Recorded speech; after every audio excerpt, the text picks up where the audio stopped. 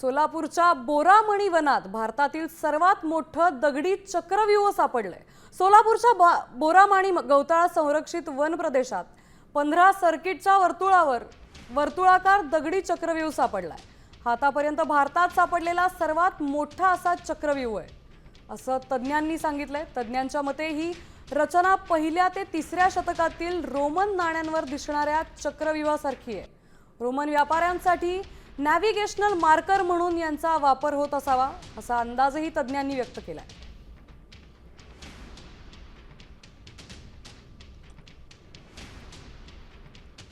पंधरा चक्कर असलेलं हे चक्रव्यूह आहे, जे की दगडाच्या विविध लहान मोठ्या गोट्यापासून बनवलेलं आहे आणि हे साधारण 2000 वर्षामागचं आहे।